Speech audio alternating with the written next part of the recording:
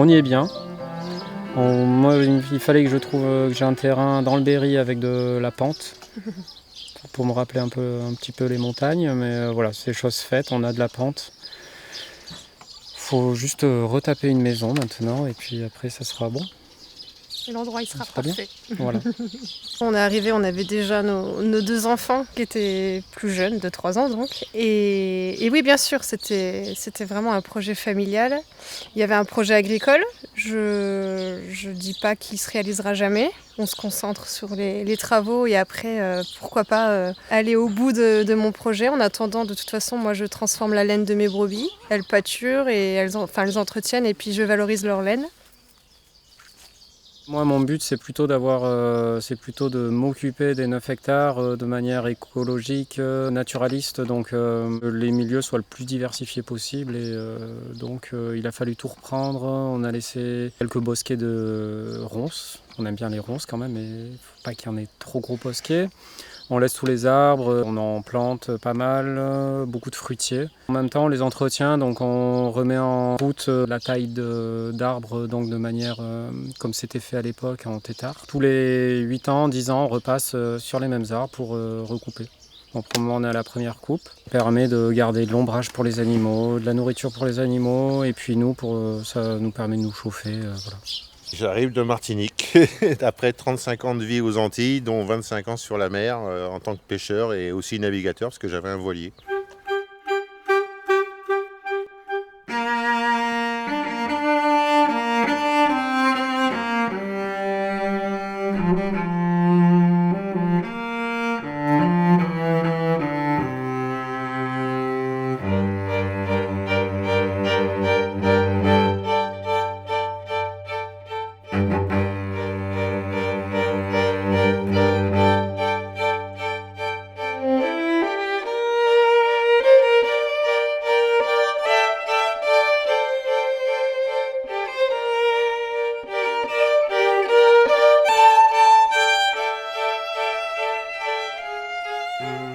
Je me rappelle encore quand j'étais sur mon voilier, j'avais réussi à superposer la carte des pesticides et la carte du nucléaire.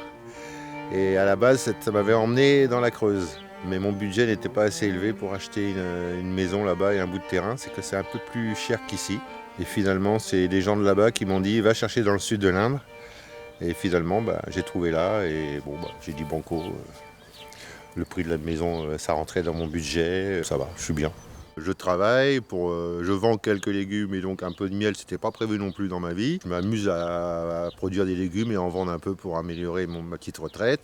Et j'expérimente toutes sortes de techniques agroécologiques qui peuvent exister. J'ai toute une collection de livres, je suis passionné des plantes aussi médicinales. Et donc ma façon de produire, c'est déjà la base, c'est d'avoir aucun intrant sauf quelques graines bio que j'achète. Les engrais, c'est les orties, consoude, bardane. Pulvérisation, c'est pareil, c'est de la prêle. Je fais des buttes de forêt. Là, je suis en train de monter une treille à l'italienne pour m'adapter au changement climatique qui nous touche d'une manière assez puissante. Sur Internet, on trouve plein de choses, mais moi, je ne me base pas là-dessus. J'ai quelques livres et après, je fais moi-même parce que chacun fait ses petites expérimentations qui peuvent être positives ou négatives. Il y a eu des échecs, j'ai eu des échecs évidemment. Mais bon, ça va, j'engage pas beaucoup d'argent. Et le si peu que je produis, c'est du bénéfice parce que j'ai pas d'intrant. Mes charges, c'est le terrain, ma maison que j'ai achetée. Et puis je paye de l'eau parce que malheureusement, j'ai pas, la ressource qui me manque le plus, c'est l'eau. Mon puits vient vite à sec. Pourtant, je suis dans une zone où il y a pourtant des puits qui sont intarissables, même en grande sécheresse. Mais moi, je suis mal tombé. De la récup, des baies vitrées gratuites, des arceaux de serre qu'on m'a donnés. J'ai de la chance en général, quand j'ai besoin de quelque chose, ça vient toujours, ça arrive toujours comme ça. Là maintenant j'ai de la chance, j'ai un motoculteur qu'on m'a fait avoir pour vraiment pas cher.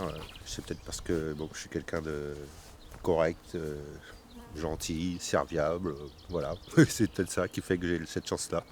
On va dire que j'ai presque une autonomie alimentaire, on va dire presque. Je ne peux pas faire mon café, ni l'huile, ni le sucre encore, mais au moins j'ai mes légumes, mes petits poulets, mes lapins pour me nourrir.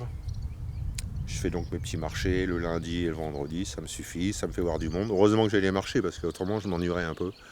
Ça m'a permis de rencontrer pas mal de gens sympathiques de la région, avec qui je suis très lié, très très lié.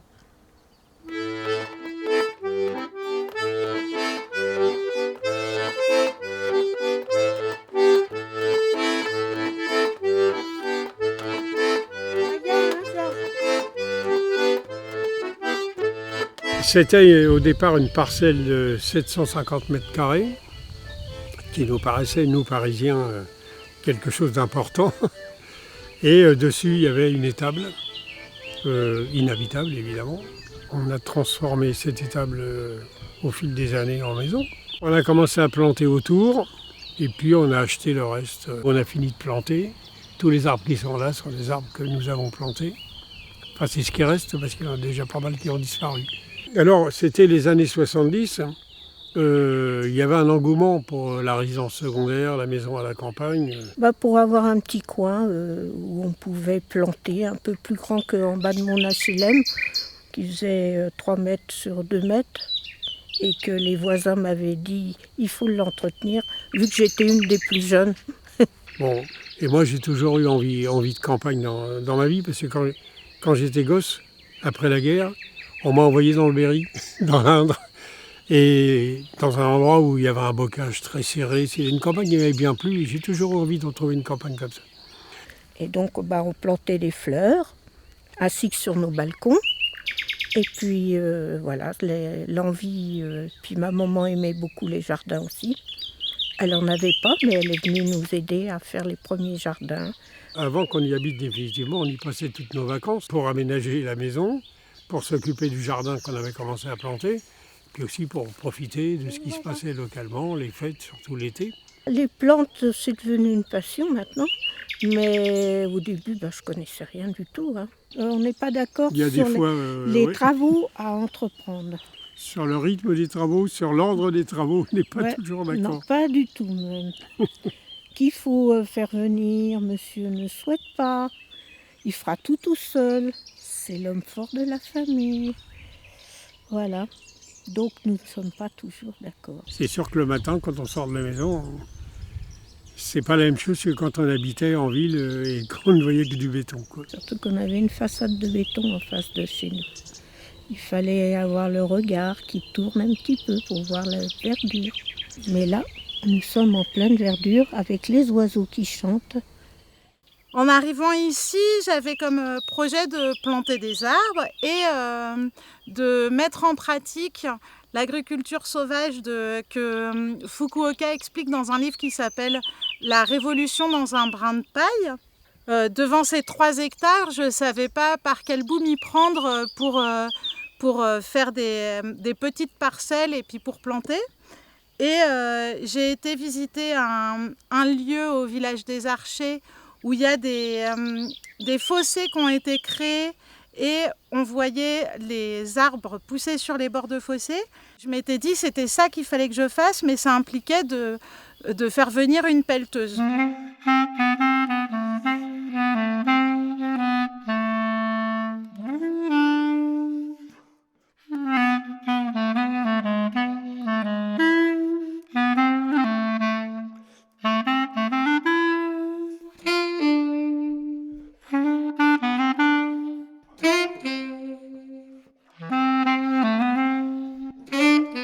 Comme l'Office français de la biodiversité m'avait encouragé à curer la mare qui fait suite à la source, j'ai fait remonter la pelleteuse en faisant des zigzags et en creusant une tranchée de 30 à 40 cm de profondeur. Comme ça, la terre que j'ai, la terre de remblai, elle est très facile à manipuler à la pelle pour planter dedans. Et le prochain automne, là, je vais faire un chantier où avec ma brouette, je vais aller dans les bouchures existantes qui sont sur les côtés, couper le maximum de petits bouts et avec ma brouette, revenir au niveau des remblais et tout mettre en bouture. Ce sera de l'aubépine, du sureau, du noisetier. Je sais que c'est des choses résistantes qui prendront très bien sous forme de bouture. Et comme j'ai un châtaignier et un noyer qui donnent énormément de nouveaux petits sujets parce que l'écureuil en plante partout là où je mets de la paille. Donc j'ai continuellement des tout petits plants de châtaignier, des tout petits plants de noyer et de chêne. Ça fera les grands sujets qui compléteront mon projet de bouchure.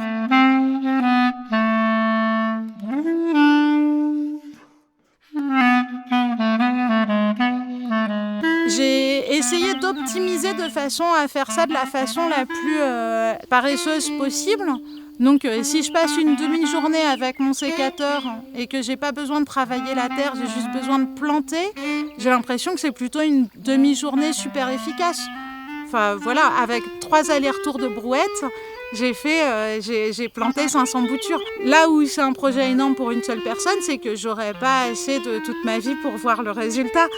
Des abeilles, des mouches, des guêpes.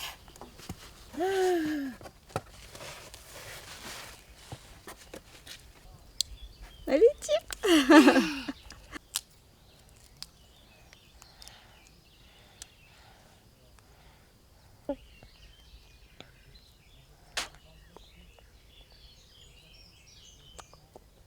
Alors le projet c'était viser l'autonomie. On a commencé par déjà les légumes, le potager, ensuite l'énergie, être autonome en énergie, autonome en eau. Donc pour le moment ça se passe bien et on continue dans ce chemin. L'autonomie, ce que je vise moi, c'est l'alimentaire, le chauffage, l'eau bien sûr. Et déjà c'est bien. Et après le plus, c'est du bonus je pense. Si on achetait en fait, on voulait obligatoirement, fallait qu'il y ait un puits, une source d'eau. On a eu un coup de cœur sur ce terrain déjà pour le puits. Fournit toute notre eau, toute l'année, on a de l'eau. J'aimerais faire du poisson, j'aimerais que tout soit en accord, donc ça voudrait dire faire un genre d'écosystème. Au niveau énergie, on a des panneaux solaires, donc on n'est pas du tout raccordé à l'électricité. Pour le moment, c'est suffisant, mais voilà, on n'est pas encore au top du top, on va dire. J'ai choisi l'autonomie pour la liberté. Ça veut dire s'émanciper un peu de l'argent, et pour s'émanciper un peu de l'argent, faut faire. Il y a plein d'a priori sur ce que c'est d'avoir un jardin, quel travail ça demande, comment on va faire et pourquoi et comment. Et tout va ensemble en fait, le design, c'est le projet de ce site-là justement, c'est d'allier du design, de l'esthétisme à du comestible. Donc que ça soit du sauvage ou de l'apport qu'on amène nous. Le lieu est dédié aux autres, ça veut dire moi je le sais, je le vis. Maintenant l'idée c'est que les autres le découvrent, si ça peut leur apporter quelque chose de plus dans leur vie. Je peux pas être heureux tout seul. Je peux pas sortir et voir mon voisin malheureux et puis que toute ma journée se passe bien, non, c'est mort.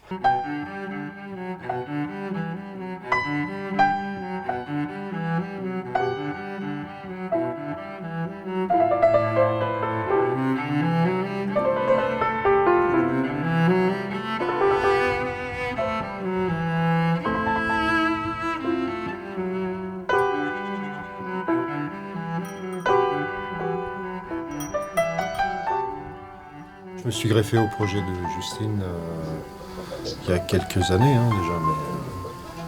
Il y a 9 ans. Ah, il y a 9 ans, ouais.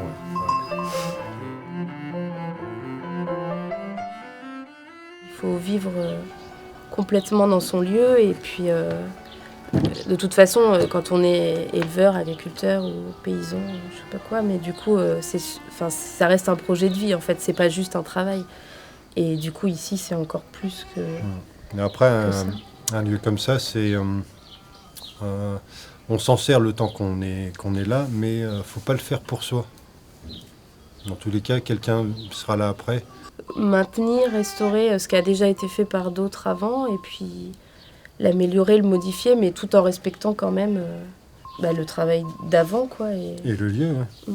On est de passage à la place. On n'est pas encore parti quand même. Non, on n'est pas parti. Non, mais moi je vois ça dans la durée. Oui, tu vois, ça peut être dans 20 ans, 30 ans, 40 ou dans 5 ans. Je pense qu'on est quand même bien ancré dans notre époque. Après, être résilient, c'est pas vivre dans le passé, c'est juste peut-être plus du bon sens ou de... On reprend des pratiques en fait qui sont perdues et oubliées, mais le bon sens, il suit les générations en fait. Alors c'est pas un retour à la terre parce qu'on y vit depuis tout le temps. J'ai pas l'impression d'avoir reculé d'époque, au contraire, j'ai l'impression d'être dans mon temps. Des choix qui sont pour moi sensés et puis sans abuser d'une ressource ou d'une autre et puis sans faire pâtir aussi les gens qui sont autour. essayer d'être juste en fait dans les besoins et puis dans notre façon de vivre.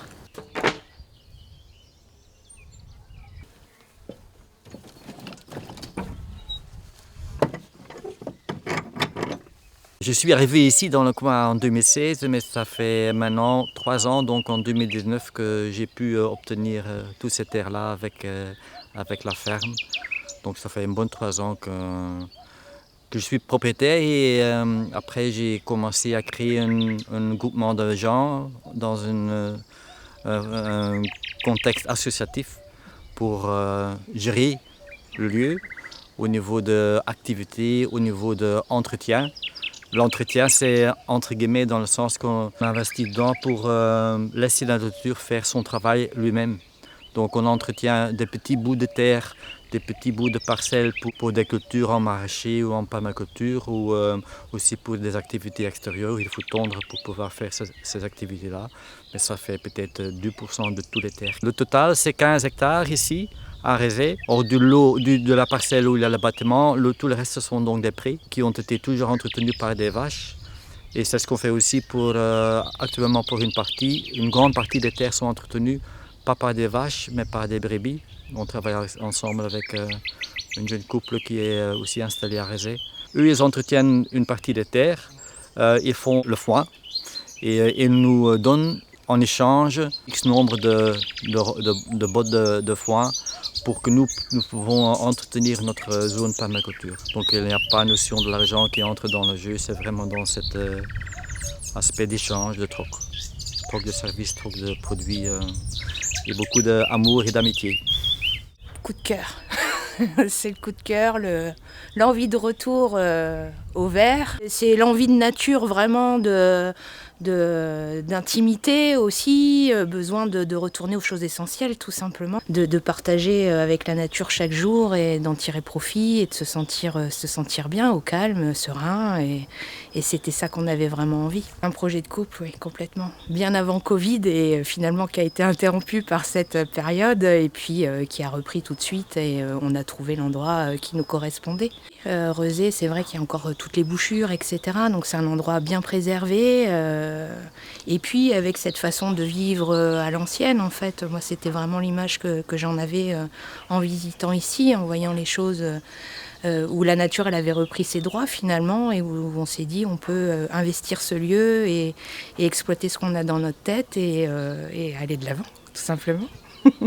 Chaque jour, il y a de nouvelles idées en se disant tiens, on va planter ça là, ça donnera ça dans quelques années. Et de construire comme ça chaque jour, forcément, ça nous enrichit. Ça enrichit le lieu, mais ça nous enrichit aussi parce que ça suscite des envies et ça donne de l'entrain. Pouvoir faire 30 mètres et puis d'être à l'atelier, forcément, c'est quelque chose qui me convient bien. Je ne suis pas obligée de prendre ma voiture, je n'ai pas d'horaire. Donc je compose mon emploi du temps. Et voilà, si on ne prend pas de risque, on n'arrive jamais à rien.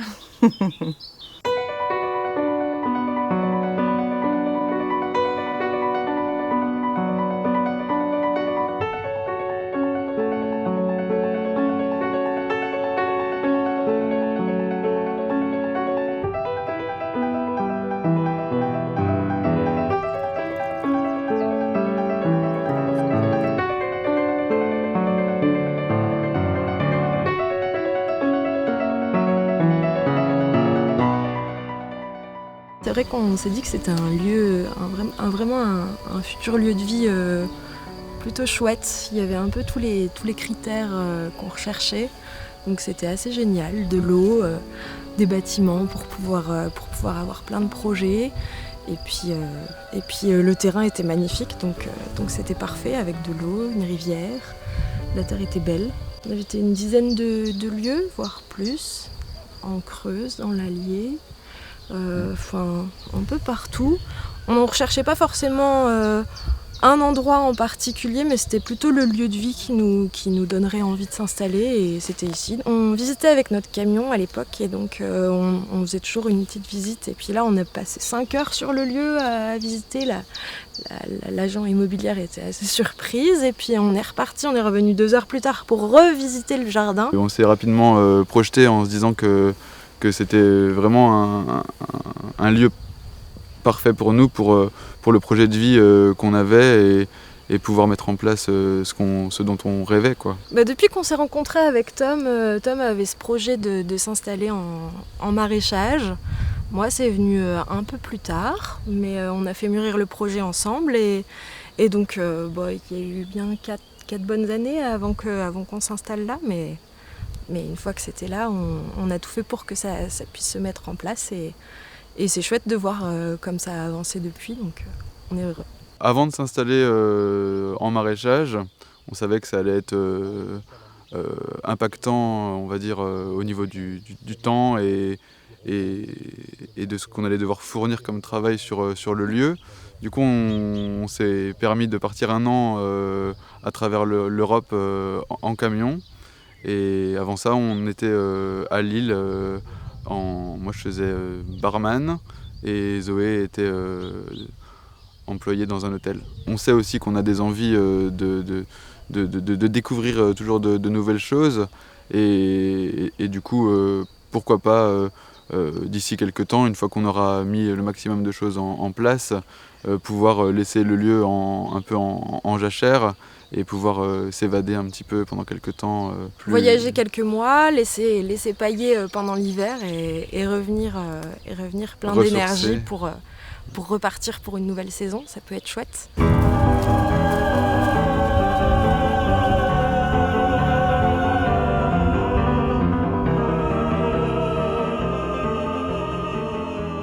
Ici, on a flashé très vite. Et en fait, on a visité une autre maison et c'est tout. Il fallait une ferme et que les terres soient tenantes, surtout, pour pouvoir surveiller les chevaux, parce que les chevaux, ça demande beaucoup de surveillance et d'être vraiment alerte pour tout.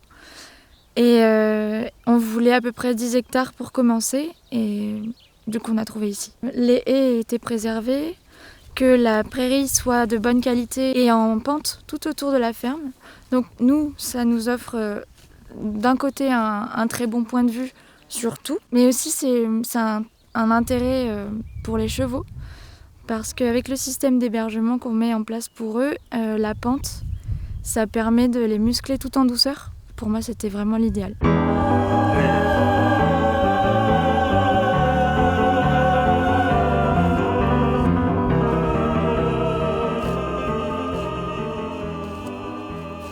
L'une des raisons pour lesquelles on a choisi ce lieu aussi, c'est parce qu'on a 2 puits.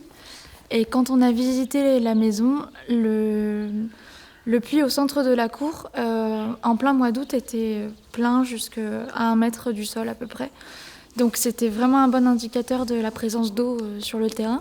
Ça s'est confirmé depuis qu'on y vit, on a pu remarquer un certain nombre de résurgences d'eau dans les prairies. Donc vraiment, il y a de l'eau partout ici et c'est assez impressionnant. Il y a aussi une mare qui est en eau toute l'année, en eau assez propre aussi. Voilà, donc la présence d'eau sur le terrain, c'était très important. Pour l'instant, on ne se paye toujours pas, ou très peu, quoi. Quand vraiment il y a besoin, on tire un petit peu dessous. Mais là, comme on refait toujours pas mal d'investissements, la plupart de ce qu'on gagne, on le réinvestit pour du confort et pour du long terme. Mais du coup, pas tellement pour du quotidien. Là, on est en train de monter un bâtiment là-bas. On a remonté même encore une autre serre. On a cultivé des nouvelles parcelles. On a fait du blé pour que je puisse faire le pain. On a des ânes. On a des poules. Bon, ça, c'est pas en pro, mais c'est toujours chouette. Et puis, on est un peu plus technique, quoi. On s'est amélioré. On a réinvesti un peu dans du matériel. On a développé nos débouchés. Là, on arrive sur les gros mois de l'année, donc... Même si c'est beaucoup de boulot, ça va rentrer des sous derrière, donc ça va le faire. Le fait de se mettre à faire le pain et le blé, c'est déjà parce que ça me plaisait, mais aussi parce que quand on a pris la grêle, on s'est dit qu'il fallait qu'on assure le coup avec autre chose que juste les légumes, et ça permet de tamponner un peu plus sur l'année. On va essayer d'assurer bien déjà ce qu'on a mis en place. Et voilà, le bâtiment, c'était pas quelque chose qui était prévu, donc ça fait des investissements en plus, donc faut réussir à rentabiliser tout ça. Et ouais, peut-être que j'ai envie de sortir un peu plus de sous que ce qu'on avait prévu à la base. on va dire ça comme ça. On commence à voir un peu ce qu'on avait en tête depuis qu'on est arrivé ici. Donc ça fait plaisir de voir que voilà, les arbres ils poussent, on met un peu des serres là où on voulait et puis ça avance petit à petit.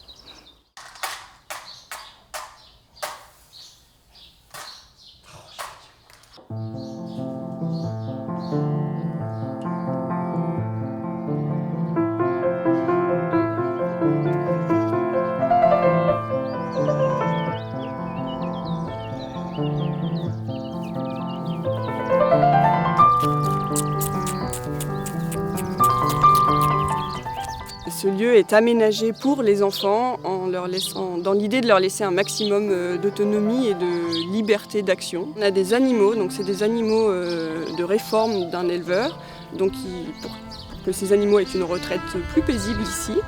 Sous la bergerie, on a aménagé un coin bricolage. Ils ont leur petit établi avec leur étau, adapté à leur taille quand on bricole. Voilà, les enfants peuvent aussi aller librement dans le coin pré-verger, là où il y a les animaux et la mare. Ça permet aux gens de se rencontrer autour de diverses activités, dans un lieu qui est, ma foi, plutôt agréable, dans la nature, pour le coup. Donc voilà, c'est surtout un lieu de rencontre. Voilà, c'est une plateforme d'échange. Il y a un petit coin feu qui est installé pour les enfants. On fait des feux de camp de temps en temps quand la météo le permet. On est en train de leur installer un bac à sable, un grand bac à sable, un tas de terre qui est formidable. Ça laisse place à toute leur imagination. Donc ils adorent être dessus, petits et grands, filles et garçons. Ils ont accès à tous les arbres fruitiers. Donc dès qu'il y a des fruits, ils peuvent manger à leur guise.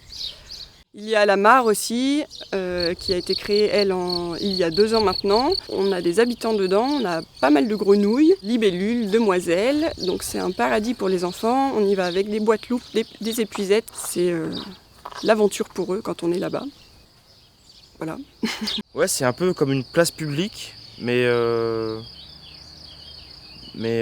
avec des fruitiers, en fait. Où les gens peuvent directement se servir sur les fruitiers pour manger à l'ombre d'un chêne, une petite barquette de fraises, d'échanger autour de sujets qui sont plutôt sensés aujourd'hui, quoi. Préservation de la biodiversité, des espaces communs. Ouais, les animaux, c'est important, hein. C'est de la compagnie, c'est tout. Même les abeilles, faut pas le croire, ça calme, c'est souvent impressionnant. Moi-même, on va dire que j'aurais jamais pensé que j'aurais fait du miel et m'amuser à tripoter les abeilles. Puis finalement, c'est bien parce que ça demande de la concentration et du calme. Donc du coup, ça apaise. L'hiver, quand des fois un coup de blues, c'est eux que je vais voir. Avec le chien. Les chèvres, pas terrible, pas vraiment d'affinité parce qu'elles étaient sauvages, donc c'est pas facile. Les ânes, même le lapin, j'ai un lapin, il est énorme et lui, je veux pas le tuer parce qu'il est trop gentil, trop doux, les enfants peuvent s'amuser avec, tout le toucher, tout ça. Je sais les tuer, je l'ai fait au début, puis maintenant je le fais plus vraiment. C'est comme la terre, quand on n'est pas bien, des fois juste le fait de mettre les mains dans la terre, tout de suite on sent, on a l'impression qu'on décharge notre énergie négative dans la terre. Et qu'on reprend du positif. Moi, je trouve que c'est vachement... Je le ressens comme ça. On s'attache aux arbres aussi, même... De toute façon, je leur parle, les chênes, ça. Aussi. Quand je vais me balader dans la forêt, je me sens bien. Je les force pas, je mets pas d'engrais, donc à part juste un peu mes préparations à base d'autres plantes. C'est ça qui est bien, c'est les plantes qui aident les plantes qui aident les animaux aussi, et moi-même aussi, parce que je consomme beaucoup de plantes sauvages. Les ânes, ils adorent les orties séchées, par exemple. Donc j'en fais sécher des fois pour eux. Les poules, des orties légèrement ébouillantées. Quand je fais les préparations pour les jardins, c'est les poules qui mangent le reste des orties, par exemple, qui sont ébouillantées, qui sont infusées. Voilà, c'est tout en une harmonie avec les plantes, les animaux. Et c'est pour ça que je trouve que, avec pas grand-chose, quasiment, on arrive quand même à s'en sortir à la campagne si on est débrouillard.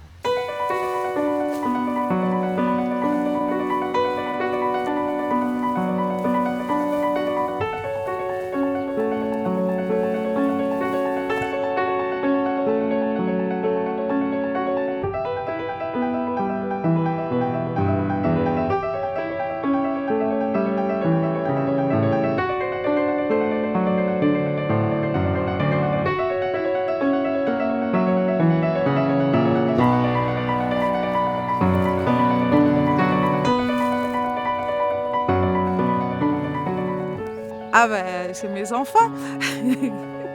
J'en ai des centaines.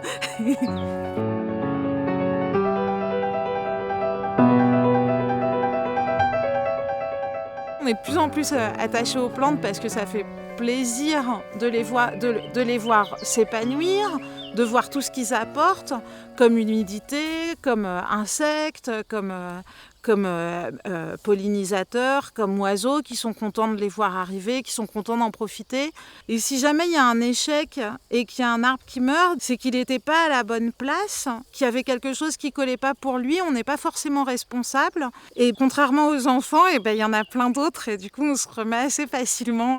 Depuis 1992, j'avais le souvenir de cette toute jeune fille qui parle à tous les chefs d'État du monde entier en disant qu'elle est angoissée pour son avenir et qu'elle appelle les décideurs à changer de modèle pour préserver la planète. Et après, le mot d'ordre qui revenait le plus souvent comme action qu'on pouvait faire pour changer la planète, c'était planter des arbres. Et voilà, je voyais qu'il y avait beaucoup de greenwashing, des compagnies d'aviation qui disaient on plante un arbre à chaque fois que vous prenez un billet d'avion, et ça m'exaspérait. Moi, j'ai arrêté de prendre l'avion et j'avais décidé de planter des arbres gratuitement. Pratiquement tout est du coin. Donc, c'est des arbres de haies, donc des sorbiers, des cornouillers, des sureaux, des pommiers. Il y a très peu de fruitiers, ou alors c'est des tout petits fruits, des amélanchiers, des argousiers et arbousiers, les deux. Des caraganiers, c'est des arbres à fèves.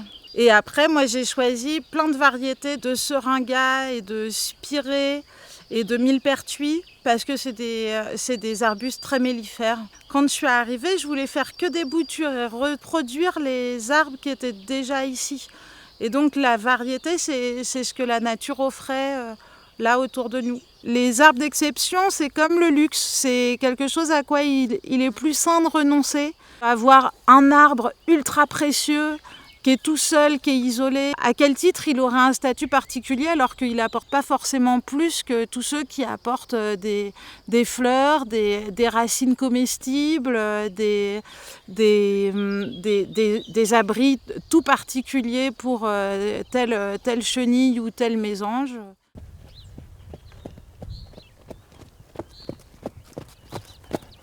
Le système qu'on a mis en place avec les chevaux, c'est en fait un système de pistes. On a des grands couloirs qui permettent, avec des zones larges qui se joignent entre elles avec ces couloirs. Sur chaque zone large, il y a des choses dont les chevaux ont besoin, donc l'eau, la nourriture, des grattoirs, du sel, un abri, etc. On peut faire plein de choses.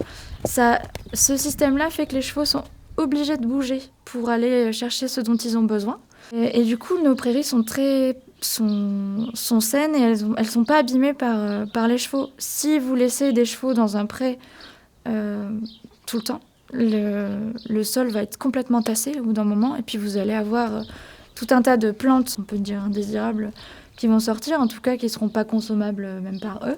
Donc là, ça a vraiment un double intérêt. Pour les chevaux, c'est le déplacement, la bonne santé et puis un accès à l'herbe limité.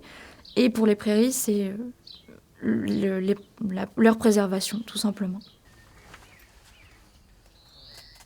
C'est des semis qu'on a lancés justement cet hiver et on est assez ravis parce qu'ils se tiennent plutôt bien, ils sont plutôt en forme. Et on a suivi les conseils de plein de copains et plein d'expériences. C'est vrai que c'est assez chouette de donner naissance à une plante. Parce qu'on part vraiment d'une graine soit qu'on a récoltée ou qu'on a achetée, mais on se projette et quand on voit qu'elle s'épanouisse, c'est assez génial. Et donc c'est du vivant tout comme un animal ou un être humain. Et donc c'est assez génial de les voir se plaire et de pouvoir prendre soin d'elles. Je ne m'attendais pas à avoir autant d'attache à une plante en fin de compte. Et même quand on les plante et pas forcément quand on les sème et que c'est pas forcément pour nous mais pour les proposer à la vente et qu'on voit que c'est des gens qui vont en prendre soin et qui vont y mettre autant d'attention que nous, c'est assez chouette. C'est vrai qu'on a plein de copains qui ont des enfants et qui ont l'air vraiment épanouis avec eux et donc ça donne envie. Après, on ne sera pas une famille de 7 enfants avec 7 enfants, mais un, oui. Peut-être 2, mais Oui, l'envie de transmettre aussi ce qu'on fait et déjà avec les enfants de nos amis, on est content de transmettre tout ça tous ensemble, que ce soit agronomique, artistique, tout plein de bonnes dynamiques. On a été très bien accueillis par soit les voisins qui habitent et qui travaillent ici et qui sont agriculteurs, ou même les gens qui vivent ici en fonction des saisons. Et ça a été sympa parce qu'on avait peur d'arriver et d'être un peu isolé et de pas forcément créer le lien tout de suite. Quand on a un besoin, on s'appelle et on se tient au courant des disponibilités de chacun et on s'entraide à ce niveau-là. Ça peut être pour faucher ensemble, sur des gros travaux en général. Et on essaye de faire quelque chose de joyeux et que ça soit un peu une fête, quoi. Avec les agriculteurs Berry-Champs-Purjus, on peut pas dire que ce soit une fête, mais par contre, ils sont présents et ils sont très avenants avec nous depuis le début. Heureux de donner un coup de main aussi. Heureux de nous aider, heureux de donner un coup de main à des jeunes qui s'installent et faut montrer un peu patte blanche au début et après ça se passe bien, quoi.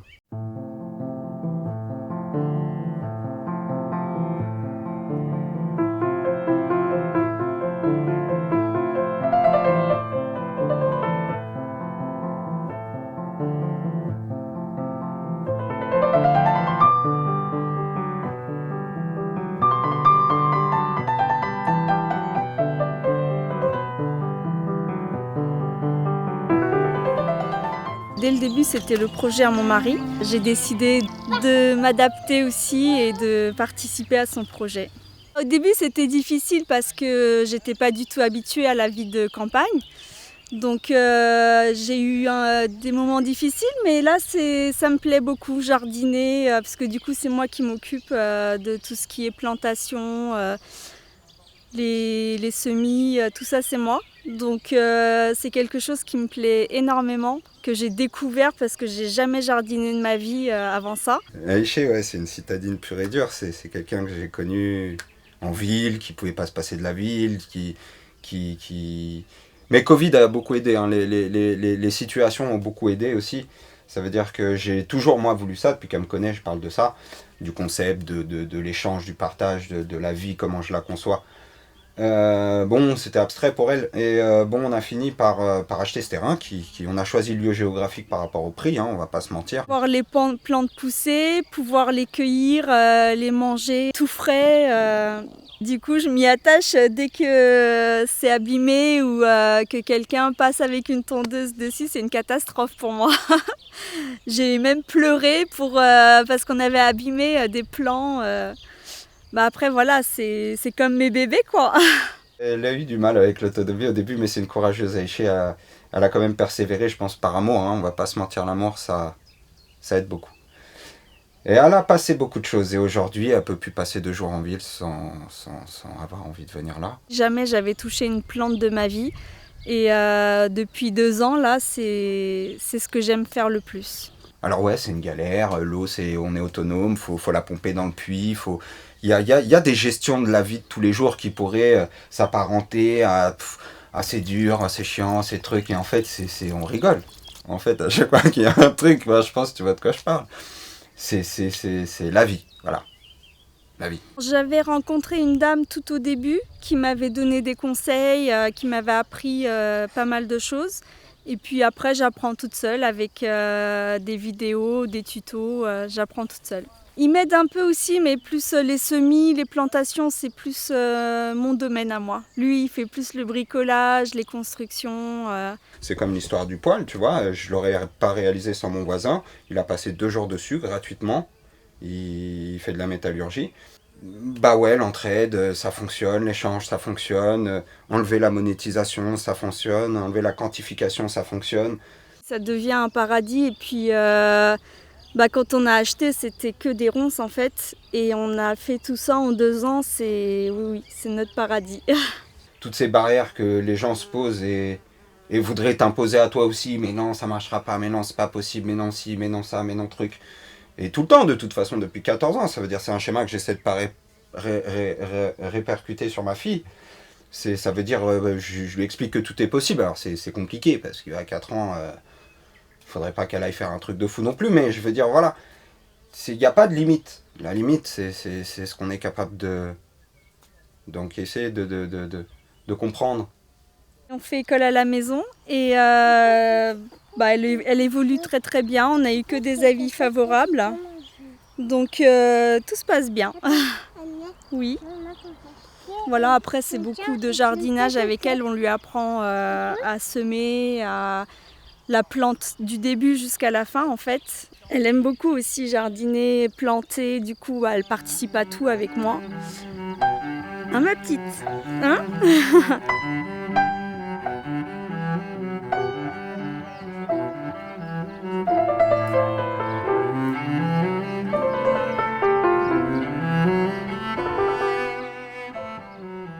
Vraiment plaisant de les voir évoluer dans ce genre de lieu parce que forcément avec un papa qui est très nature, très oiseau, etc.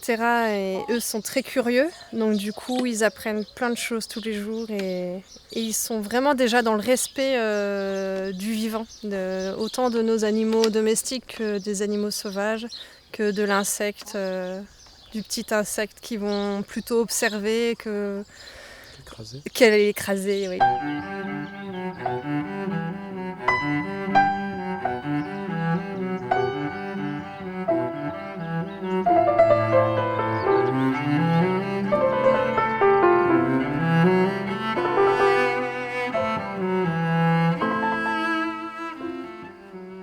Quand on est arrivé, c'était un exploitant qui mettait des vaches, mais en liberté sur les 9 hectares 46.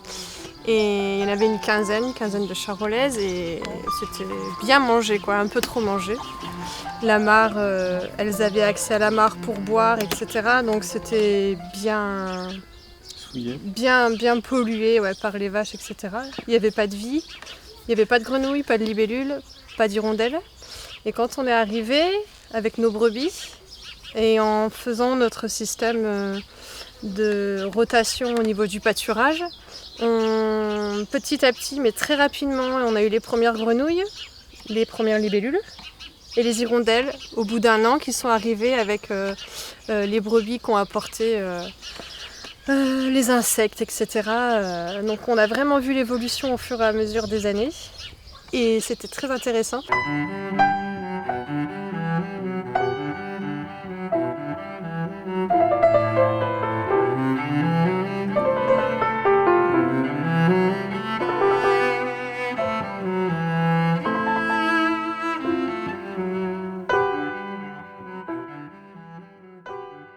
Les arbres, c'est pas du tout le même lien qu'avec des animaux domestiques. Voilà. Même les animaux sauvages, c'est encore différent, quoi, mais c'est agréable de les voir évoluer, de les voir en bonne santé, d'essayer de savoir pourquoi ça va pas. Est-ce que c'est à cause de raisons humaines ou est-ce que c'est des raisons naturelles? Voilà, c'est intéressant de savoir tout ça. En fait, de prendre le temps de les regarder.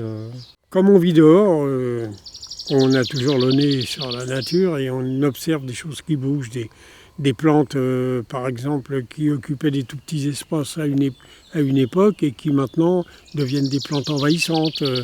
On assiste à la disparition d'espèces animales qu'on connaissait quand on est arrivé ici, par exemple tout ce qui était batracien, quoi, les salamandres, les crapauds, diverses variétés de grenouilles qu'on ne voit quasiment plus aujourd'hui. On a ressenti l'écologie beaucoup plus importante en étant dans un domaine comme ça. On a vu ce qui se passait, on l'a ressenti et ça a été une prise de conscience encore plus grande que par des lectures, par les informations. Ça touche à notre vécu.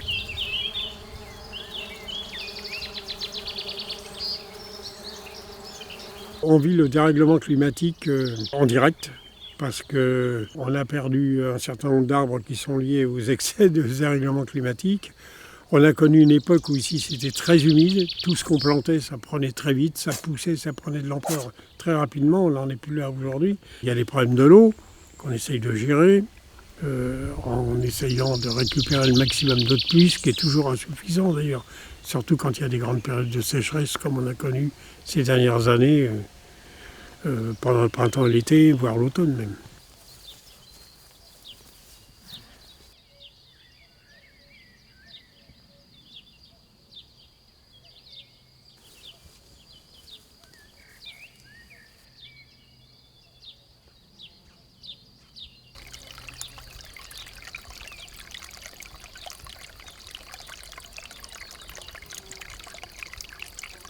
Ça faisait partie du plus gros critère pour arriver sur un terrain et faire du maraîchage, qu'on ait de l'eau.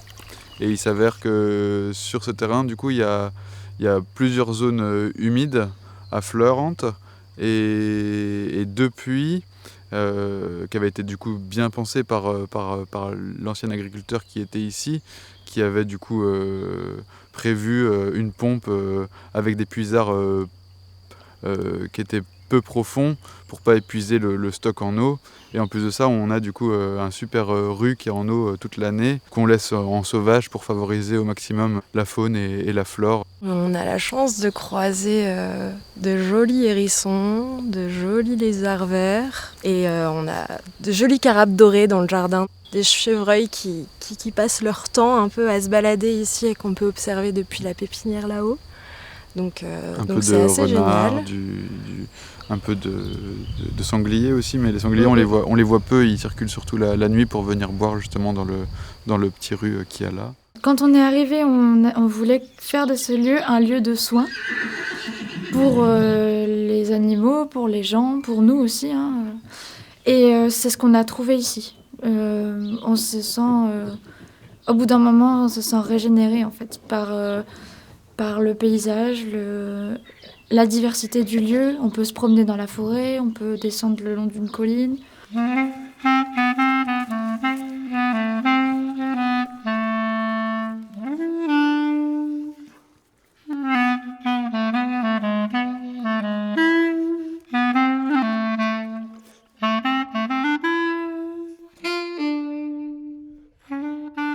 Le confort, on l'a un peu relégué au second plan depuis notre arrivée. Parce que le plus important, c'était d'installer les chevaux, comme c'est eux qui vont nous permettre de vivre après. On les a privilégiés largement. Le confort, en fait, il faut juste qu'on ait un toit, de quoi manger, qu'on se sente bien chez nous.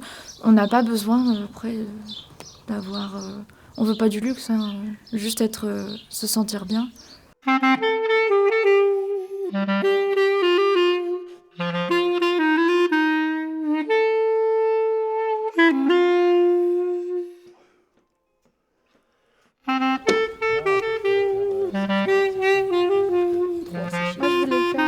J'aurais bien aimé que ce soit tout peint avant.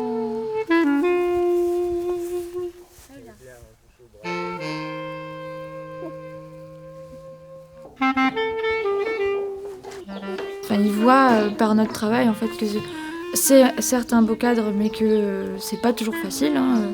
L'hiver est rude, l'été c'est très chaud, mais au moins ils sont dehors et puis ils voient les animaux, ils mettent les mains dans la terre et ils s'amusent dans le foin. Voilà, ils s'ennuient jamais, quoi.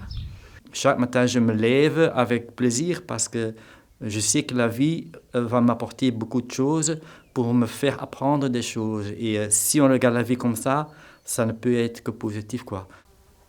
Il y a deux axes dans notre projet. Il y a d'abord l'écologie extérieure, hein, c'est prendre soin de la nature, des animaux, des plantes, etc., hein, créer des forêts sauvages, forêts nourricières, planter des arbres, arbustes.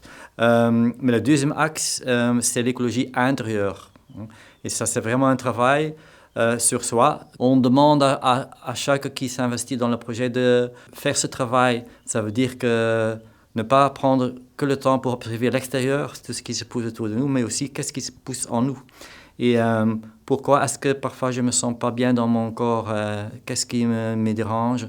Donc on essaye, entre autres dans cette salle où nous nous trouvons maintenant, ne pas seulement créer des activités autour de l'écologie extérieure, mais beaucoup aussi des conférences, des débats des rencontres tout simples, ateliers sur nos émotions, hein, sur comment on fonctionne et comment on peut, souvent aussi en lien avec la nature extérieure, essayer de se changer, faire quelque chose de plus pur, de plus beau, de plus résonnant avec la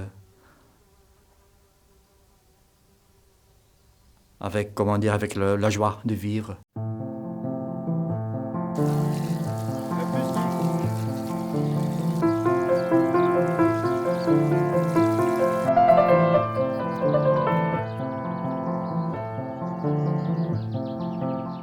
En fait, c'est un outil, c'est un peu un outil, le verger, un peu un couteau suisse, où les gens peuvent se retrouver, cueillir des fruits, transformer leurs fruits, cueillir des légumes, récupérer des graines dans la grainothèque, promener leurs enfants, faire des activités avec l'association des yourtes. Moi, ce qui me tient à cœur dans ce lieu et pourquoi ces yourtes dans un verger, c'est parce que je pense que c'est important pour les enfants de leur offrir un cadre naturel où ils peuvent s'épanouir sereinement et librement. En fait, c'est en vivant des expériences positives dans la nature que je pense naturellement, une fois adulte, on a envie de respecter cette nature et d'en prendre soin, de mettre en place des actions en faveur de la biodiversité et de notre environnement. Ça, c'est clair que ça permet pas mal d'activités. Après, pour ce qui est des habitants du village en eux-mêmes, nul n'est prophète en son pays, hein, paraît-il, et en vérité, ils sont... les néo-ruraux viennent, eux pour le coup ils sont fans. Ils arrivent dans un écrin de verdure et puis ils voient une commune qui est en transition écologique. C'est vraiment tout ce que l'on entend dans les magazines à la Biocop, quoi, en fait, où tu vois des petites initiatives, permaculture, tout ça, et ils se disent ouais, c'est une petite commune de 136 habitants, ils font des événements géniaux, un lieu super accueillant, et du coup, eux ils s'investissent. Autant pour les travaux un peu participatifs, par contre les vieux de la vieille. Donc pour ce qui est de la vie du village, ça apporte pas mal. Pour ce qui est des habitants, je serais un peu plus dubitatif quand même. Un genre de café éphémère où on pourrait boire les jus du verger, pour discuter un soir d'été, tu vois, ce genre de truc. Je pense qu'il y a encore beaucoup de choses à faire. Là, il y a la parcelle là-bas, peut-être qu'on va pouvoir la récupérer, doubler la surface.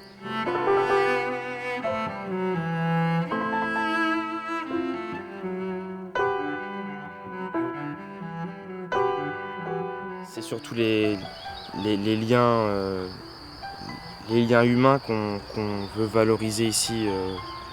Et ça va de pair avec la nature, en fait. C'est à peu près la même chose quand on y réfléchit. C'est l'époque où tout commence à renaître, même voilà, ça sort de la dormance et du coup c'est un émerveillement chaque jour parce que ça pousse, les animaux ressortent, chantent, donc forcément ça égaye un peu le quotidien et ça motive. C'est ça.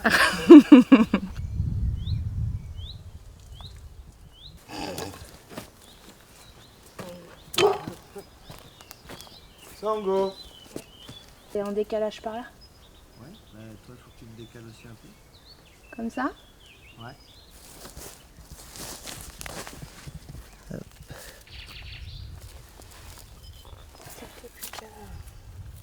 Ouais. Économiquement, aujourd'hui, c'est difficile pour tout, donc plus on est autonome, aussi bien en eau qu'en nourriture, moins on a de frais à faire, mieux on s'en sortira. J'ai toujours été baignée dans ce monde-là, du faire soi-même, essayer d'être autonome un maximum, travailler de ses mains, de sa tête bien sûr, ça va avec. Toujours faire par soi-même avant d'acheter. C'est un apprentissage tous les jours, on apprend à faire de nouvelles choses, quoi. J'ai travaillé pas mal en industrie ou des choses comme ça, mais là ça me permet de toucher un peu à tout. Les parents étaient déjà dans cette optique-là, de savoir se débrouiller déjà par soi-même. C'est l'enseignement qu'ils nous ont donné. On a une bonne petite communauté là, dans la région. Et puis là, dans notre lieu-dit, les gens sont ouverts, sont agréables. Ils sont à peu près dans les mêmes optiques de vie que nous. Donc on s'entend bien.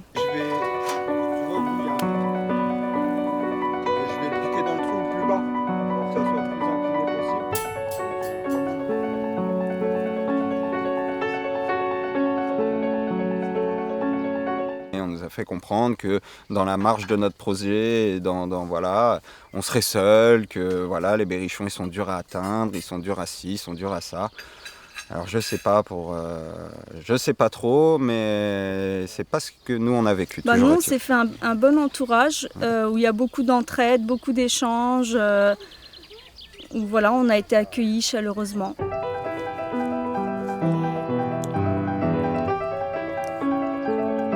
Tout notre entourage est jeune, quoi. Finalement, jeune, c'est quoi? Jeune, c'est quoi? C'est dans la tête ou c'est physiquement? Non, il y a des jeunes. Il y a des jeunes, il y a... Non, il y a de la vie.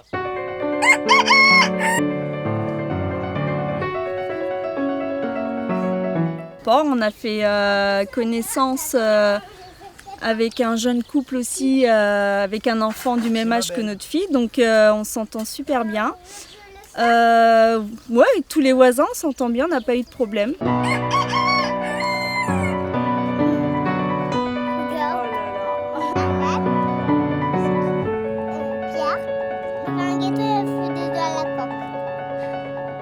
On accueille beaucoup d'amis, en fait, de connaissances, où on se fait des amis sur ce chemin, on va dire. Et donc ils viennent avec leurs tentes, on a des petits habitats légers, donc ils viennent ici, on les accueille nourris, logés, et ils participent au chantier, on va dire, aux travaux, ils nous aident à avancer.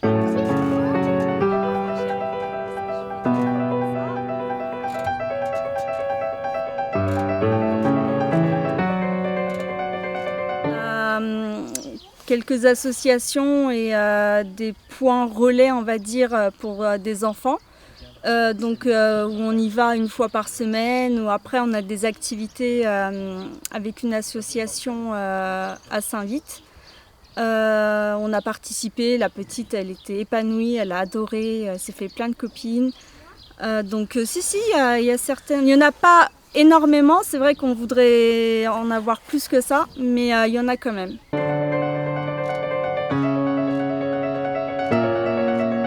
Il y a 3 ans, on a commencé avec une enfant et aujourd'hui, il y a 12 enfants qui viennent les mercredis. Et les familles, certaines font presque 1 heure de route pour venir, chaque semaine. Les activités qu'on propose, c'est vraiment en périscolaire. Ça peut être du soutien scolaire, mais pas dans le cadre école. Oui, il y a un besoin d'offrir autre chose, un autre accompagnement pour les enfants, ça c'est sûr. Les yourtes viennent d'être montées, donc normalement, dans les mois et les années à venir, c'est censé se développer. On a fait un stage de marionnettes, création de marionnettes au mois d'avril. Ça a été une réussite, les enfants étaient ravis et ont demandé la prochaine session. On réfléchit pour mettre en place pendant les vacances des stages sur plusieurs jours. Pour les activités, c'est l'effet yourte. Et après, parce que quand on est dedans, c'est quand même hyper agréable. Mais il y a aussi tout le fait qu'il y ait le verger. Et ouais, c'est le cadre dans sa globalité qui fait que les gens sont vraiment, vraiment surpris. Et agréablement surpris. Toute la dimension transfo, production, ça va arriver sur le moyen long terme. Mais pour l'instant, ce qui sort en premier, c'est surtout la dimension pédagogique avec les enfants, quoi. Et les adultes. Le fait qu'on s'associe à d'autres intervenants et prestataires, ça permet de drainer assez loin. Il y a une dame d'à côté de Roanne qui est venue, à Guéret, au Buisson. Dans la création, tu as des moments de convivialité qui rassemblent les gens. Pour ce qui est de la fresque qui est derrière nous, c'était vraiment tout public. Et je pense vraiment que c'est pas l'œuvre en elle-même qui importe, qui a vraiment un poids, quoi. C'est vraiment la conception. C'est un support de rencontre.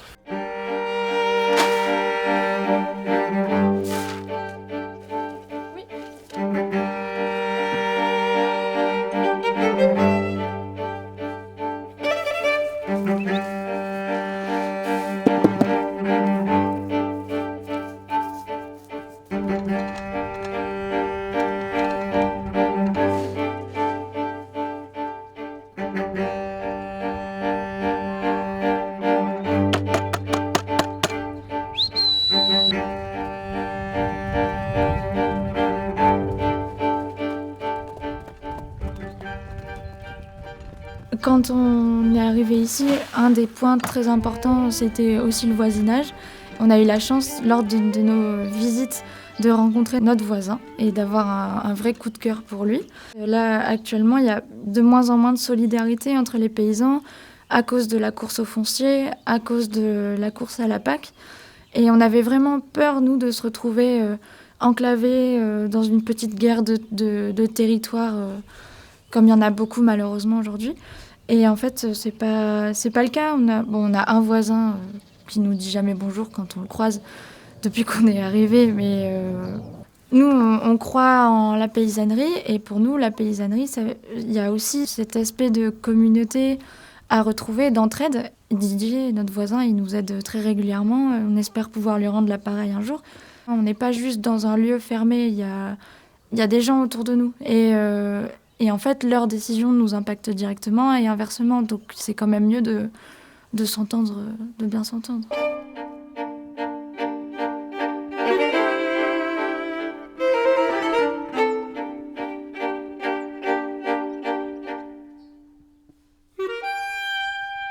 Franchement, on s'y sent bien. On a vraiment créé un réseau d'entraide, d'échange avec les collègues autour, et c'est vraiment hyper agréable. Quand il y a besoin, pour les vacances scolaires, les mercredis, il y en a un de nous deux qui ne travaille pas, qui s'occupe des enfants. Et le soir, pareil, quand on doit les récupérer à l'école, on s'adapte. Et on s'est fait un petit système aussi avec d'autres collègues qui ont autant besoin de travailler que nous et pas le temps. Et du coup, on se récupère les enfants à tour de rôle. Et comme ça, ils vont jouer chez les uns les autres, ils sont contents et ça permet aux autres parents de bosser. Ouais, on aime bien accueillir sur l'été. On aime bien, après, si on ouvre notre maison, là on loge une copine aussi qui est un peu en galère. On accueille des pèlerins de temps en temps. De toute façon, on a prévu d'ouvrir un camping, on n'y est pas encore, mais ça va venir. Donc on aime bien l'accueil aussi. Après, ça prend du temps. Mais c'est des échanges, les gens nous apportent autant qu'on leur apporte, donc c'est hyper enrichissant, quoi.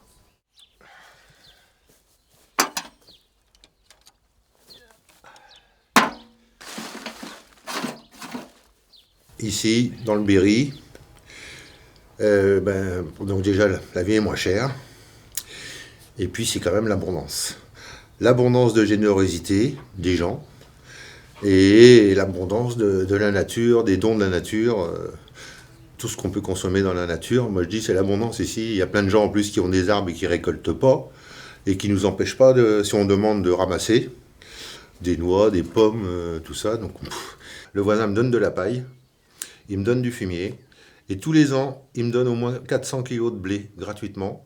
Pour me remercier, il a besoin d'un coup de main, il m'appelle à n'importe quelle heure de la journée ou de la nuit, il sait qu'il peut compter sur moi. Même si on n'a pas les mêmes idées, mais au moins de ce côté-là, c'est un bon échange et on s'entend bien pour ça.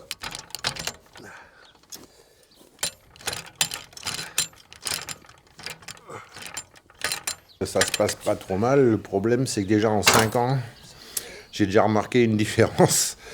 C'est la catastrophe, on va dire. Parce que y a des cessations de terre qui se passent dans le coin. Et donc, il y a des exploitants qui reprennent les terres et ils abattent les haies, les arbres. Et là, il y avait plein de prairies naturelles qui étaient là tout autour de chez moi. Et puis là, il y a un gars qui a repris, il a tout retourné pour mettre en culture. Donc, ça change, mais pas dans le bon sens.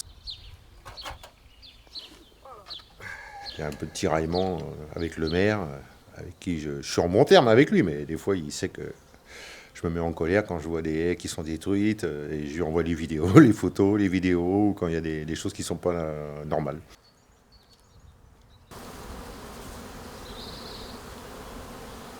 Et là, j'ai subi une perte d'abeilles importante par recoupement, réflexion, tout ça. Je suis quasiment certain que c'est un empoisonnement avec aux pesticides, parce que ça a duré que 2 jours, donc c'est pas une maladie des abeilles. Et comme j'ai des ruches d'un côté et ces ruches de l'autre, et d'un côté il n'y a pas de problème, et de l'autre côté il y a des problèmes. Et c'est parce qu'elles vont boire de l'eau dans le fossé, j'en suis certain. Et c'est parce que le voisin, il a nettoyé sa cuve à traiter et qu'il a mis les résidus dans le fossé. Et on a beau faire des efforts, on a beau être quand même nombreux à penser à faire des choses bien pour la nature, mais malheureusement, nous sommes des petits exploitants, il y a des petits maraîchers, des petits producteurs, mais petits. Alors qu'à côté, on a des gros exploitants, 300, 400 hectares, et qui ont la main mise un peu partout, même à la SAFER et tout ça. Donc c'est pas facile d'arriver à faire changer les choses. J'ai des rapports, on va dire, corrects. Bonjour, bonsoir. Mais bon, j'évite d'aborder les sujets qui peuvent fâcher.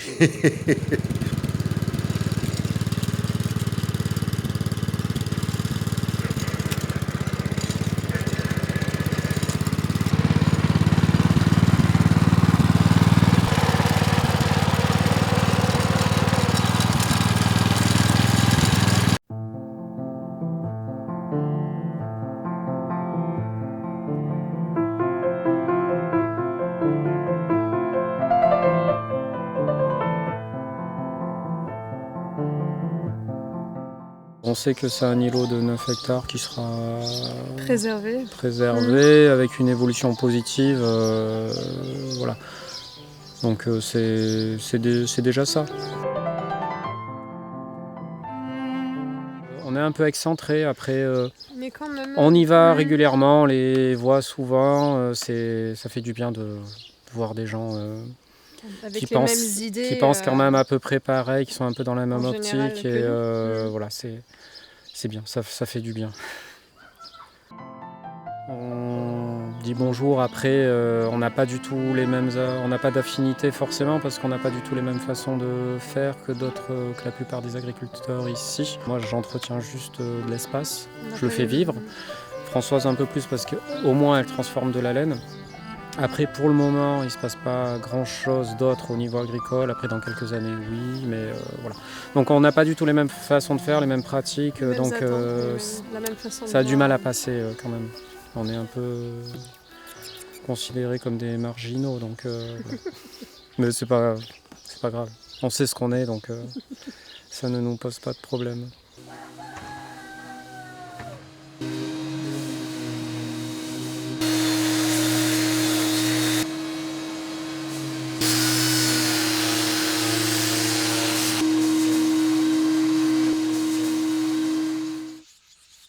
Je mets des parapluies, c'est déjà pas mal. Après, elles se sont habituées à moi. Le truc, c'est qu'il faut que je protège mes bois parce que ça chie pas mal en fait sur mes bois. Je suis obligé de les couvrir, de les nettoyer un peu tout le temps. Après voilà, c'est marrant, ça me fait une présence. C'est marrant. Je cohabite comme je peux avec.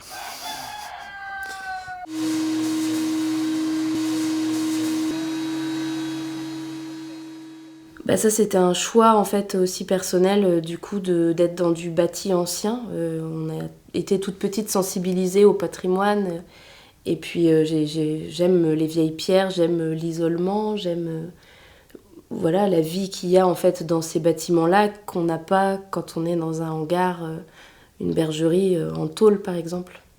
On n'a pas les hirondelles qu'on a ici en fin de saison, on n'a pas... Voilà, ici c'est vivant en fait, parce que chaque animal ou oiseau ou tout en fait a sa place. La maison a été vraiment bien construite. On sent que les matériaux sont de qualité. Du coup, je voulais absolument rien cacher et la laisser du moins dans son style d'origine. Du coup, en fait, j'ai juste refait les enduits, j'ai dû sabler l'intérieur, refait les sols et puis c'est tout. Je travaille dans le bâtiment, donc voilà, je connais quelques principes et puis maintenant on trouve vite des informations pour savoir comment faire sans blesser les bâtiments et sans les détruire au final. C'est du bâti ancien, soit on le respecte ou soit on construit ailleurs à côté. Comme la fresque ou même les panneaux solaires, en fait, je vis pleinement dans mon époque. J'entretiens et on maintient en fait le patrimoine en place. Mais justement, je trouve que l'art, comme ça a été fait pour cette fresque, en fait, qui était une fresque collective, elle a complètement sa place aussi dans la ferme, parce que même si c'est un projet personnel, c'est quand même lié à un collectif et à un réseau. Il y a beaucoup de récupération dans ce que j'ai fait. Enfin, genre toute la tomate, c'est de la récupération. Il y a des portes où c'est de la récupération. C'est écologique dans le sens où je me suis pas amusé à acheter tous les matériaux en neuf en fait. Voilà, j'ai très peu. Moi, il me faut de la chaux, du sable, peut-être les pierres, mais sinon après même le parquet que j'ai mis dans la maison, c'est de la récupération. Par principe, en fait, on utilise le moins possible de matériaux. On a caché des petits trésors dans les murs, des petites lettres qui expliquent qui on est, et peut-être que, enfin voilà, si jamais un jour c'est repris par d'autres personnes, mais peut-être dans des centaines, enfin une centaine d'années, hein, s'ils démontent certains endroits, ils seront surpris de trouver des petites choses. Et du coup, oui, on est enraciné ici avec Alex, c'est notre chez nous, quoi.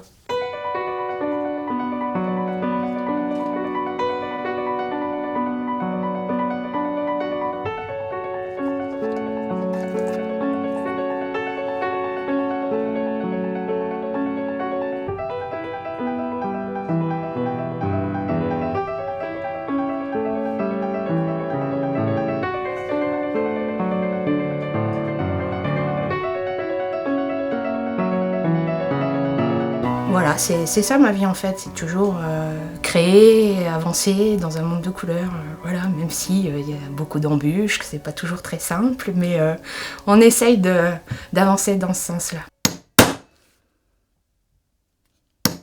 J'ai pas toujours travaillé que le cuir, je faisais aussi à l'époque, quand j'avais 22 ans, je faisais des objets de décoration avec de la récup, du polystyrène, du cuivre, etc. Et ça a toujours été haut en couleurs.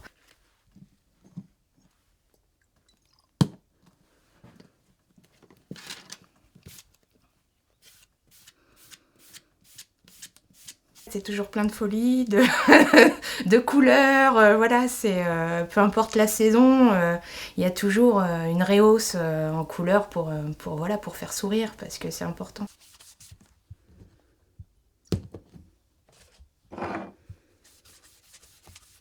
Je fais pas beaucoup d'efforts, ça découle de ma personnalité, et voilà. J'aime bien les choses décalées, donc forcément le jardin va se retrouver pas très droit. Voilà, c'est toujours dans cet esprit de création, d'essayer de faire différemment, d'apporter aussi des choses nouvelles.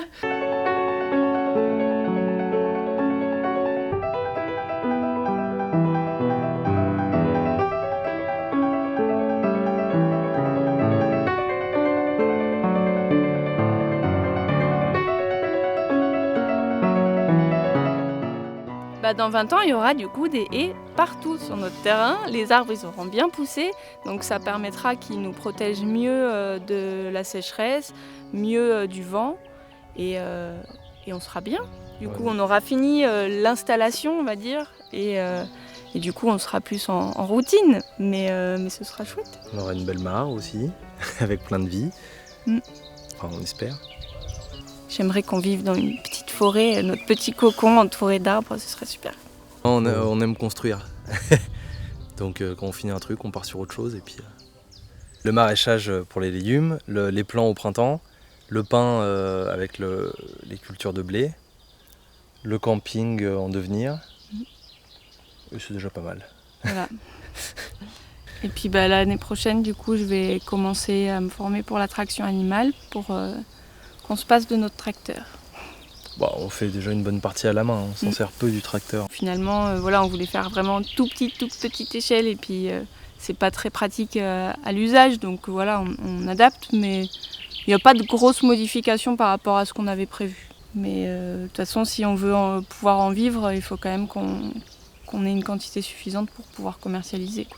On s'était dit qu'on voudrait vraiment vendre en local, et puis finalement on s'est rendu compte qu'il n'y avait pas assez de débouchés vraiment très très local, donc maintenant on fait le marché de Bourges, donc ça nous fait presque 1 heure de route, mais ça marche bien, on a pas mal de clients réguliers, donc on est content.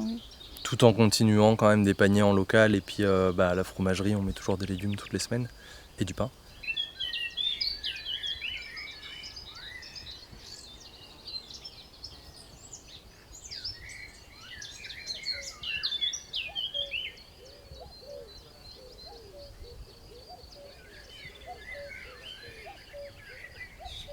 Mon rêve, hein, et c'est pas que mon rêve, parce que finalement le projet c'est pas mon projet, c'est le projet de différentes personnes.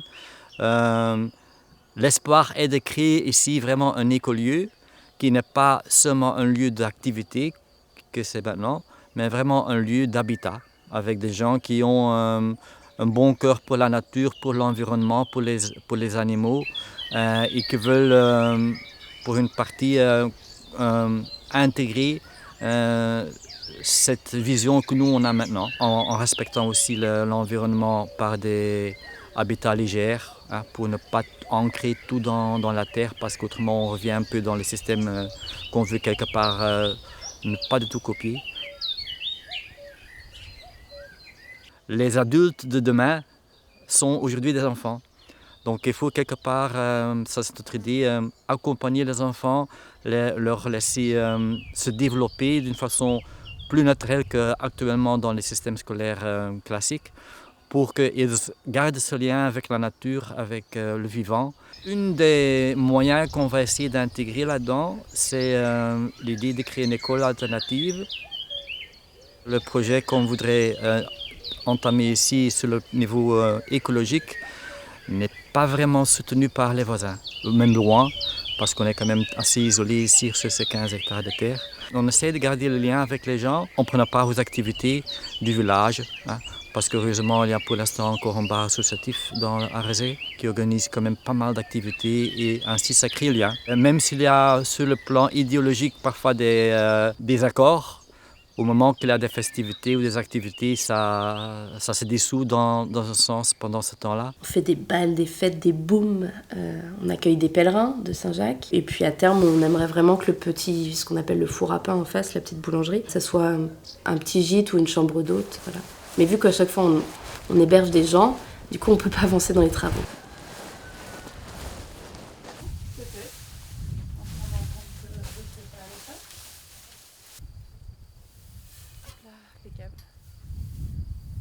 Les pèlerins, en fait, ici on est quand même assez isolé, même si on voit beaucoup de monde par l'activité à la fromagerie, etc. Mais du coup, c'est aussi rencontrer des gens d'ailleurs. On a plein de pèlerins qui sont devenus des amis. Il y en a d'autres qui ont continué leur chemin et qu'on ne reverra jamais. Mais il y en a qui sont revenus. Et puis c'est des rencontres... Enfin voilà, l'accueil... après, je pense que c'est aussi un peu un espèce de patrimoine familial. En fait, on a toujours... Chez les grands-parents, c'était des grandes tablées, des grands... Voilà, et je pense que j'ai été élevée comme ça. Il y a quelques jours, là, on avait une Québécoise, par exemple. C'était très enrichissant de discuter avec elle. Et puis, au-delà de la rencontre, ces moments, en fait, ça nous apporte de la réflexion, de l'ouverture aussi sur le monde. Dimanche soir, on avait des Anglais et des Néerlandais. Enfin, du coup, voilà, c'est hyper intéressant. Ouais. Bon, il n'a pas de tête, hein, celui-là, mais on va faire avec. Hein. Certains sont très sensibles au fait d'être hébergés sur une ferme et que, voilà, quand on leur offre le repas, en fait, de manger des produits locaux et de bonne qualité. Il y en a plein qui nous disent « Oh là là, mais c'est super bon, on n'a pas mangé comme ça depuis qu'on est parti » parce que en fait, ils bricolent des petits repas sur le chemin et puis voilà, manger des œufs de nos poules, de la viande de nos agneaux, de nos cochons. Il y a une histoire derrière et puis donc voilà, on discute de plein de choses. Ils sont contents. Mais il y en a des chiants aussi. Hein. Il y en a des pas sympas.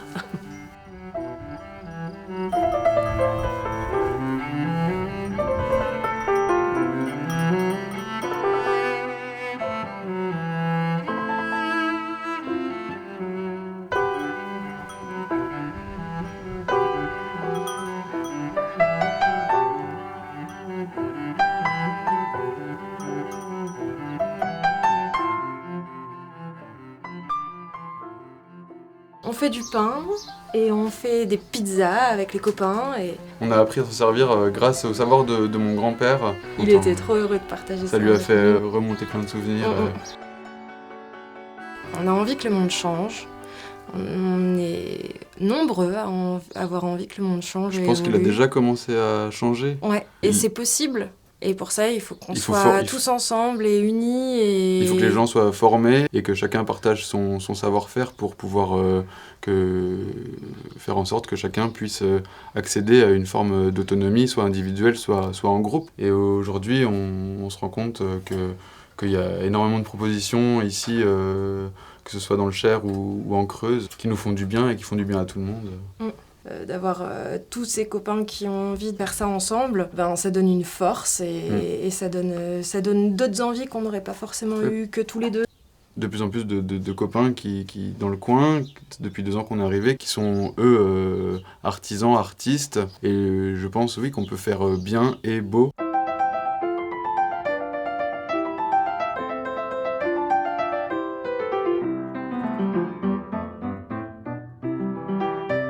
Vas-y, l'intello du dimanche et du samedi.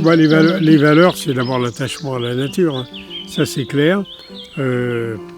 Mais c'est aussi le fait de faire de ce lieu un lieu partagé, quoi, où on aime bien inviter des gens à venir vivre un moment avec nous. Les anniversaires, les Noëls, on a à chaque fois essayé de faire en sorte que ces moments de la vie quotidienne soient des moments de fête pour la famille, pour les amis, et voilà, des moments de partage.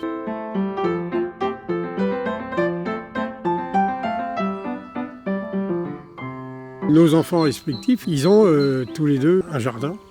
Donc ça veut dire que déjà quelque part, on a transmis le flambeau.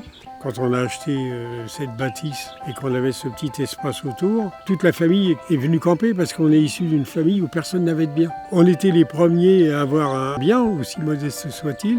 Et donc l'été, on s'est retrouvés tous là, ça campait, les gosses jouaient ensemble. On est intéressés, nos enfants respectifs, les enfants de la famille qui venaient là.